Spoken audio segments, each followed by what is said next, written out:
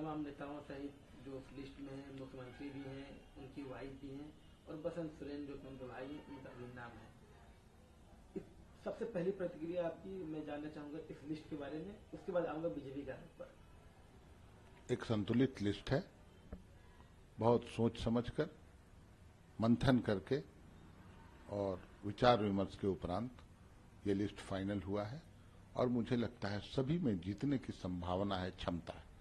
इस बार का जो स्ट्राइक रेट रहेगा जेएमएम का 90% स्ट्राइक रेट रहेगा। मैं आपको बता दूं 90% सीट हम निश्चित तौर पर जीतेंगे, हम अपना।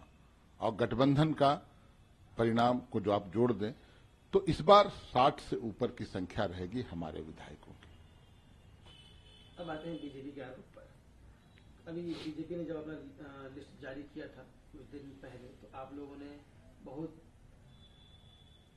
जोर शोर से, बहुत प्रोमिनेंटली ये बात कही थी कि परिवारवाद का एक जीता जागता उदाहरण है उनकी लिस्ट, क्योंकि उसमें पूर्व मुख्यमंत्रियों के परिवारजनों को टिकट मिला था। अब वही बीजेपी आपका आरोप लगा रही है कि एक मुख्यमंत्री, उनकी पत्नी, उनके भाई और भी एक दो करीबी लोग हैं, सबको टिकट मिला है, तो परिवारवाद तो यहाँ पर है। देखिए, मुझे लगता है मानसिक दिवालियापन के कगार पर वो लोग चले गए हैं। हम लोगों ने ये आरोप कभी नहीं लगाया। हम लोगों ने ये बोला कि जो वंशवाद का आरोप लगाते हैं, परिवारवाद का आरोप लगाते हैं, वो खुद परिवारवाद का उत्कृष्ट उदाहरण है। जो लिस्ट इन लोगों ने जारी किया है, अगर मैं परिवारवाद पर बात उठाता हूं तो मैं उसको तो फॉलो नहीं करूंगा, मैं खुद परिवारवाद नहीं करूंगा, तभी ना बोल पाऊंगा ये चीज।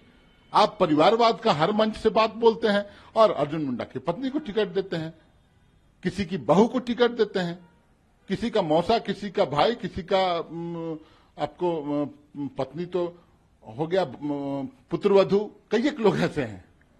क्या वो परिवारवाद नहीं है?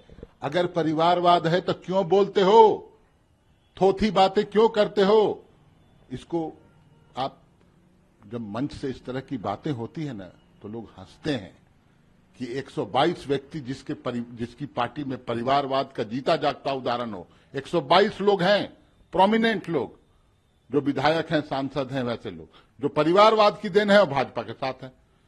तब वो बोलेंगे, दलील देंगे कि पार्टी तो नहीं चला रहा। अरे पार्टी चलाने वाले जो आपके ऊपर बैठे उनका तो कोई परिवार ही नहीं है, तो आरोप किस पर लगेगा? वाजपेयी जी थे, उनका भी परिवार नहीं था, मोदी जी हैं, उनका भी परिवार नहीं है, तो आरोप क्या लगेगा? वही मौका अगर राजनाथ सिंह को मिल जाएगा, वही मौका रघुवर दास जी को मिल जाए, तो आप समझ सकते हैं मैं क्या बोल रहा हूं। ये थोथी बातें करते हैं। हम लोग आरोप नहीं लगाते, आरोप आप लगाते हैं और वही काम आप करते हैं। आपके गठबंधन में आरजेडी बहुत गुस्से में थी, डिससेटिस्फाइड थी सीट शेयरिंग को लेकर, लेकिन अंततः 6 सीट आरजेडी को मिली और गठबंधन में ये सहमति बन गई कि आरजेडी 6 सीट पर लड़ेगी, कांग्रेस, जेएमएम बाकी सीटों पर अपने हिसाब से बंटवारा करके जो नंबर है उस पर लड़ रही है। ये जो आरजेडी 6 सीट पर मानी, इस मानने के पीछे रीजन क्या रहा? क्योंकि शुरू में तो लग नहीं रहा था कि कंप्रोमाइज के मूड में है। देखिए, उसके पीछे रीजन यही है, लालू प्रसाद यादव, तेजस्वी यादव दोनों परिपक्व नेता हैं और गठबंधन धर्म का निर्वहन करना जानते हैं। उनके लिए सीट कोई बड़ी बात नहीं है, 1-2 सीट दे दें और यहां सरकार ही नहीं हम बना पाए, भाजपा काबिज हो जाए, इस बात का आभास कहीं न कहीं उन लोगों को भी है। और जो विनेबिलिटी फैक्टर को ध्यान में रखते हुए जो गठबंधन किया गया, जो सीटों की घोषणा की गई, उसे समझा उन लोगों ने भी, बड़प्पन है उन लोगों का।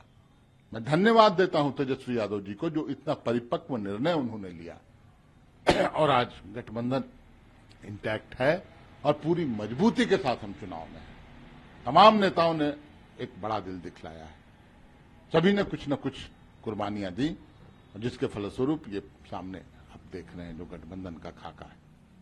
आपकी पार्टी से 24 अक्टूबर को कौन कौन नामांकन कर रहे हैं? देखिए, पूरा लिस्ट तो मुझे नहीं पता, लेकिन प्रोमिनेंट में हेमंत सोरेन जी का भी नाम है, बसंत सोरेन जी का भी नाम है, और भी कई एक लोग हैं, कल्पना जी भी शायद 24 को ही हैं, और भी कुछ बड़े नेता जो हमारी पार्टी के हैं 24 को उनका है। तो 24 को सबसे ज्यादा नॉमिनेशन होगा, ऐसा मुझे लगता है। न्यूज नेशन अब व्हाट्सएप पर खबरों के ताजा अपडेट के लिए न्यूज नेशन के इस QR कोड को स्कैन करें।